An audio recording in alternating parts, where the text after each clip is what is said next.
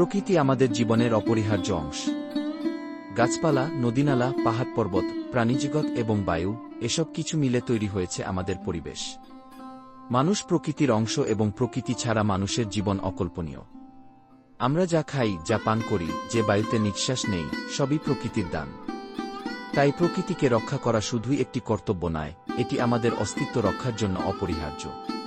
প্রকৃতি আমাদের বাঁচিয়ে রাখে। গাছ আমাদের অক্সিজেন দেয়, যা নিঃশ্বাসে গ্রহণ করে আমরা জীবিত থাকি। গাছ শুধু অক্সিজেনই দেয় না, বরং কার্বন ডাইঅক্সাইড শোষণ করে পরিবেশকে পরিষ্কার রাখে। নদী ও জলাশয় আমাদের পানির চাহিদা পূরণ করে, যা ছাড়া জীবন অসম্ভব। মাটি আমাদের খাদ্য উৎপাদনের প্রধান উৎস। পাহাড়, বন ও সাগর আমাদের প্রাকৃতিক ভারসাম্য রক্ষা করে।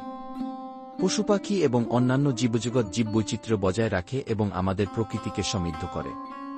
এভাবে প্রকৃতির প্রতিটি উপাদান আমাদের জীবনে গুরুত্বপূর্ণ ভূমিকা পালন করে। কিন্তু দুঃখজনকভাবে আজ আমরা নিজেরাই প্রকৃতির সবচেয়ে বড় শত্রু হয়ে উঠেছি। সভ্যতা এবং আধুনিকতার নামে আমরা প্রতিনিয়ত বন উজাড় করছি, নদী দখল করছি, পাহাড় কেটে ফেলছি, বায়ু ও পানি দূষণ করছি। শিল্পকারখানার বর্জ্য, যানবাহনের ধোঁয়া, অতিরিক্ত প্লাস্টিক ব্যবহার, এসবের ফলে আমাদের পরিবেশ প্রতিনিয়ত বিষাক্ত হয়ে উঠছে। প্রকৃতির উপর এই অবিচার দীর্ঘমেয়াদে আমাদের নিজেদেরই ধ্বংসের দিকে নিয়ে যাচ্ছে। মানুষের অজ্ঞতা, লোভ এবং অসচেতনতা আজ প্রকৃতিকে হুমকির মুখে ফেলেছে। জলবায়ু পরিবর্তন এখন একটি বাস্তবতা, যার ফলে পৃথিবীর তাপমাত্রা দিন দিন বেড়ে চলেছে। গ্লোবাল ওয়ার্মিংয়ের ফলে বরফ গলছে, সমুদ্রপৃষ্ঠের উচ্চতা বৃদ্ধি পাচ্ছে, ঘন ঘন ঘূর্ণিঝড়, খরা ও বন্যা দেখা দিচ্ছে। অনেক প্রাণী প্রজাতি আজ বিলুপ্তির পথে।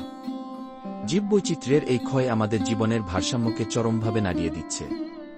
এই সংকটময় পরিস্থিতিতে আমাদের দায়িত্ব প্রকৃতিকে রক্ষা করা। প্রকৃতি যদি না থাকে, তাহলে আমাদের জীবন বিপন্ন হয়ে পড়বে। খাদ্য ঘাটতি, পানির অভাব, রোগব্যাধির বিস্তার এবং বসবাসের অযোগ্য পৃথিবীর মুখোমুখি হব আমরা। বাতাসে বিষাক্ততা এতটাই বেড়ে যাবে যে শ্বাস নেওয়াও দুষ্কর হয়ে উঠবে। জলবায়ু পরিবর্তনের ফলে পৃথিবীর বিভিন্ন প্রান্তে দারিদ্র্য, অনাহার এবং বাস্তুচ্যুতি বেড়ে যাবে। ভিডিওটা যদি ভালো লেগে থাকে আর যদি এরকম ভিডিও দেখতে চান, তাহলে এই চ্যানেলটিকে সাবস্ক্রাইব করুন, আরেকটি লাইক করুন আর কমেন্টে অবশ্যই আপনাদের মতামত জানাবেন।